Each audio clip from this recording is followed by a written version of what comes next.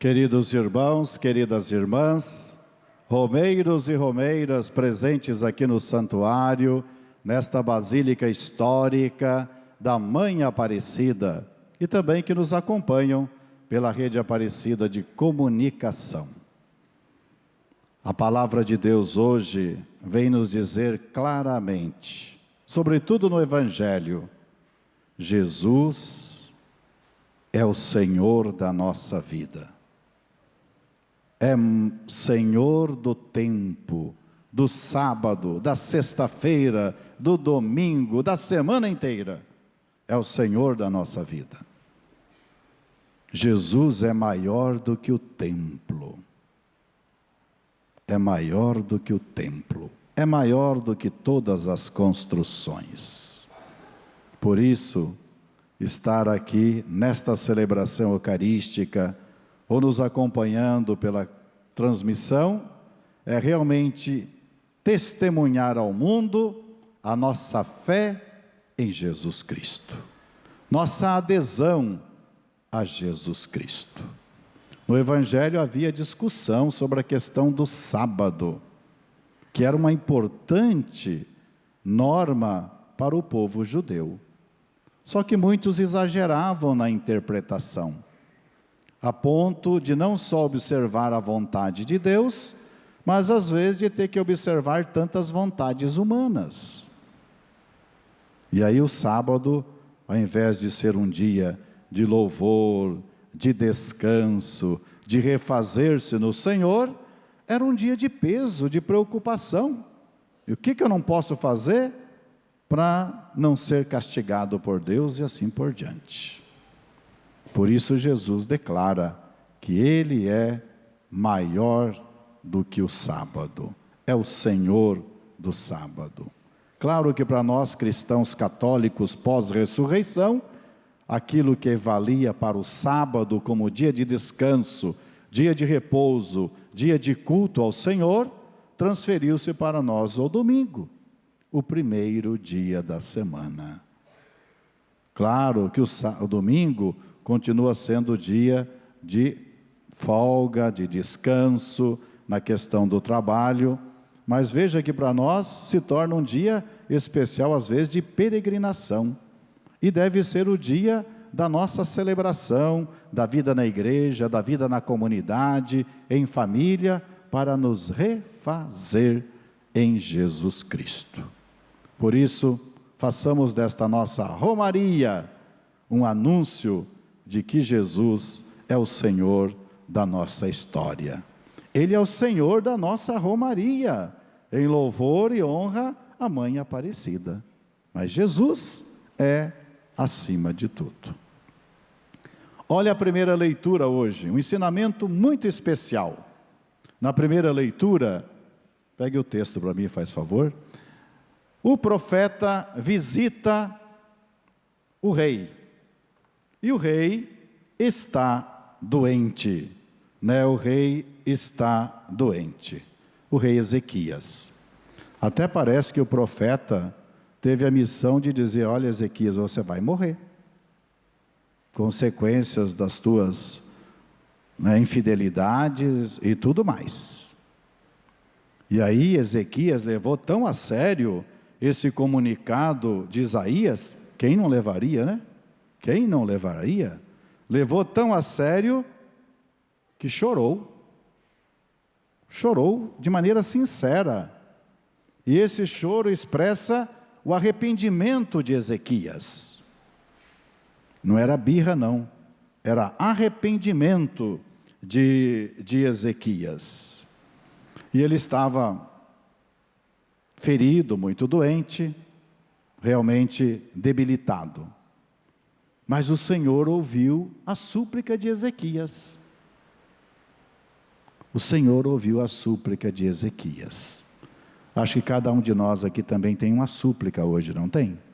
Um pedido, ou um agradecimento. Vamos apresentar nossa súplica a Deus, com a sinceridade de Ezequias, porque Deus nos escuta, Deus não nos abandona. E como sinal de que Deus escutou a prece de Ezequias, O que Deus falou para Isaías? Vai dizer para Ezequias que eu vou conceder a ele mais 15 anos de vida. Gostaram? Quem aí gostaria de mais 15 anos de vida? Não só mais 15, né? Ah, que venha mais. Mas já está bom, né? Tá bom, então vamos lá. Esse era o testemunho, né, de que realmente Deus escutou a prece de Ezequias. E depois o que fala o profeta na leitura? Ele aconselha aqueles que estavam servindo Ezequias a fazer um emplasto de figo e colocar sobre a ferida. Olha que interessante. Deus escuta a prece de Ezequias. Mas, ao mesmo tempo, o profeta aconselha que ele continue fazendo um tratamento. É o tratamento da nossa saúde hoje, muitas vezes. Deus faz milagre, não faz? Mas o milagre não elimina a necessidade dos cuidados, né, do tratamento. Não é claro que acontecem milagres da noite para o dia, e Deus tem esse poder. Mas muitas vezes o milagre vai acontecendo na nossa confiança, na nossa esperança e na nossa oração, e também através dos meios da ciência, até da medicina natural, que temos hoje ao nosso alcance. Mas ainda assim, Ezequias ficou meio, mas qual vai ser o sinal de tudo isso, que eu vou ser curado e vou viver realmente mais 15 anos? Aí o profeta vai dizer, olha, Deus vai dar um sinal, e o sinal será esse. Eles tinham na época o chamado relógio solar, que marcava as horas em degraus, né, numa escadaria. E aí, o que o profeta disse para Ezequias? Deus vai fazer com que o relógio atrase em 10 graus, 10 degraus. Isso equivale mais ou menos nos cálculos de hoje a 40 minutos. Não é muito tempo, mas simboliza que Deus é Senhor do tempo. Se no Evangelho Jesus é o Senhor da história, o Senhor do sábado, na primeira leitura, claramente, Deus é Senhor do tempo, Senhor de cada hora, Senhor também dos nossos dias. E eu fiquei pensando assim, queridos irmãos e irmãs. Hoje a gente tem relógio solar, relógio de flores, né? Tem relógio no pulso, tem relógio no celular, tem relógio em tudo quanto é lugar, não tem? Até por aqui deve ter um relógio, aqui ó, tem um relógio digital aqui. Temos relógio em tudo quanto é lugar. Mas o que é para nós o sinal hoje que Deus está dando? Inegavelmente para nós, o sinal dessa providência de Deus é Nossa Senhora Aparecida. O encontro da imagem de Nossa Senhora Aparecida, que foi em que ano? 1717. Então, olhe, guardemos essa data. É para nós, devotos e devotas de Nossa Senhora, esse sinal de Deus na questão do tempo. E Maria não é um relógio parado. Maria é a hora certa da graça de Deus para a humanidade, porque foi ela quem gerou para nós o Salvador, Jesus, a graça maior em toda a nossa vida. Vamos sim pedir a Deus a graça da saúde, da cura de nossas enfermidades, né, das nossas necessidades. Vamos também agradecer, mas com essa consciência de que Jesus é o Senhor da nossa vida. E Maria Santíssima é o sinal de que Deus nosso Pai não nos abandona, porque nos deu a mãe de Jesus também como nossa mãe. Dia de hoje nós estamos celebrando também a memória dos mártires. Dos mártires. Inácio de Azevedo, que são bem-aventurados, e mais 39. São chamados 40 mártires do Brasil. Azevedo veio ser missionário aqui no Brasil, depois viu que havia tanta necessidade de mais e mais missionários, voltou para Portugal, e quando vinha com outros companheiros de Portugal e da Espanha, a embarcação foi atacada por inimigos do catolicismo. E eis que foram martirizados.